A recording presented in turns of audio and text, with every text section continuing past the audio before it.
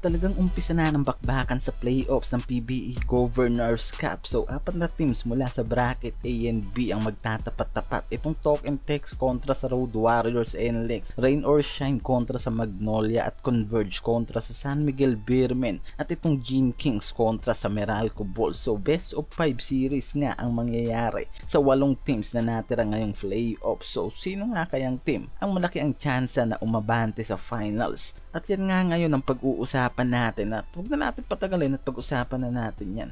Tulad ng inaasahang crossover game mula sa top 1 ng Group A na Talk and Text na makakatapat nga nila ang 4th seed ng Group B ang NLEX. Sa unang debate game nga nakuha agad ng Talk and Text ang first win sa playoffs na yan. Ganun din ang Rain or Shine kontra Magnolia, at dalawa pang parating na laban ng Meralco at Ginebra at ng Converge kontra dito sa San Miguel Beermen. Talagang sobrang gandang araw ng parating na laban na to sa playoffs, at talagang masasabi natin na may laban-laban ang 8 team na yan na maghaharap sa crossover game. At ngayon nga umpisahan natin dito sa Rain or Shine na very successful ang naging kampanya sa elimination round at na-secured ang number 1 spot sa Group B na 7-3 win-loss. Sobrang ganda at mataas na kalidad ng opensa mula sa mga backcourt player nila ang nabibigay nga raw ng team na to. Malaking tulong din dito sa Ross para mag number 1 seed sila sa Group B. Itong overall average nila na nagawa na 122.5 points, at di biro ang naging kampanya nila kontra sa NLEX na tinalo nitong NLEX ang Gene Kings at ang formidable team ng San Miguel Beermen.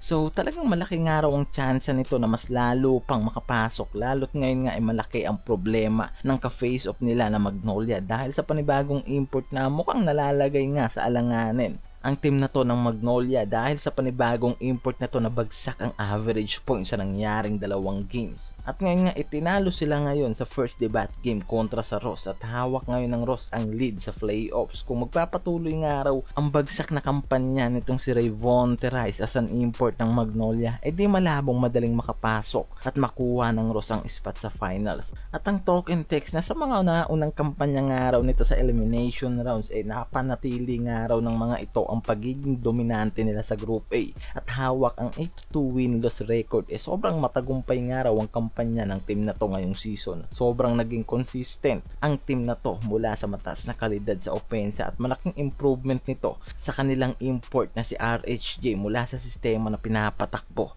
nitong si Coach Jat Reyes, at kung tataas pa nga raw mula sa 91.4 offensive ratings nila sa pagpasok ng playoffs, at kung mai-improve pa nga raw nila ang bagay na yan, di malabong mas gumanda pa nga raw ang run nila sa pagpasok ng finals. Masyado pa nga raw maaga ang 1 leading nila kontra dito sa NLEX dahil sa best of 5 series, at marami pang bagay ang mangyayari sa mga susunod pa na game nila if hindi nga raw magawan ng paraan ng NLEX ang magandang takbo pagdating sa opensa ng tropa Giga. Di malabong ilaglag sila ng top 1 seed na to ng Group A sa playoffs. At ang San Miguel Beermen na no doubt na isa ang team na to na talaga nga naman ang pinaghahandaan ng kanilang mga nakakatapat dahil sa experience pa lang ng mga ito pagdating sa championship game, talagang malaking araw ang lamang ng mga ito. Dagdag mo pa ang mga veterano at mahuhusay na players na nakapaloob sa lineup nito. Problema nga lang daw ngayon ng SMB itong import nilang si Jordan Adams na mare-replace, at panibagong import nga raw ang haharap kontra sa Converge. Dalawa lang yan pwedeng maging maganda o masama ang outcome ng panibagong import na makukuha nila. Pero sa background nga raw ng bago nilang import sa pagiging young player pa lang, di malabong mahusay nga rin daw at maging maganda ang performance nito sa kampanya nito sa SMB. Siguradong naman na hindi kukuha ng pipitsugang import lang itong SMB, lalo na sa pagpasok ng playoffs hanggang sa final. Sa parating na kampanya nga raw nito mataas pa rin ang ratings ng SMB kontra dito sa Converge. Sa mga tinalo pa lang nito sa elimination round, talagang di maitatanggi ang advantage ng team na to.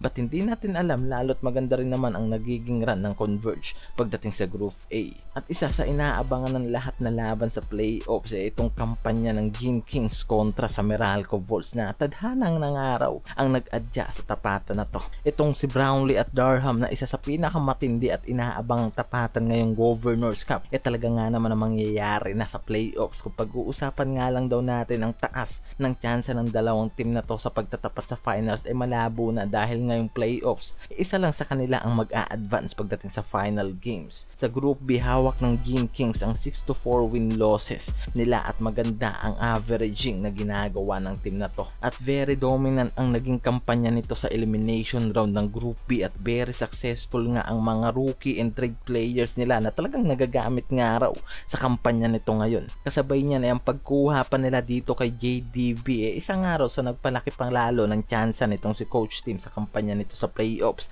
Pero di natin sigurado ang outcome ng strategy na yan ni Coach Tim pagdating sa kanyang players at kalabaw nga lang daw ang tumatanda. Sabi nga nitong si JDB at itong Meralco na di mo masasabing walang laban dahil sa Group B talaga nga naman na sinecured nito ang number 2 spot nila sa group na to at sobrang ganda ng lineup na meron nga mula sa mga rookie at sophomore hanggang sa mga veteranong player nila na very consistent nga raw ang mga naging performance sa nangyaring elimination round at linawin ko lang na hawak nila ang 7-3 win losses sa Group A at ka-standing lang naman nila ang top 1 team dito sa Group B na rain or shine at ngayon nga sa naging kampanya nga raw nito sa elimination round naging madali sa kanila na talunin ng mga opponent teams nila. Token text nga lang daw ang naging sagabal sa magandang spot na to ng Meralco and even na tinalo sila sa mababang leading score lang naman daw yan. So ngayon nga malaki ang chance dito ng Meralco kung magpapatuloy ang pagiging dominante nitong si Durham at ang magandang cycle pagdating sa players ng team na to.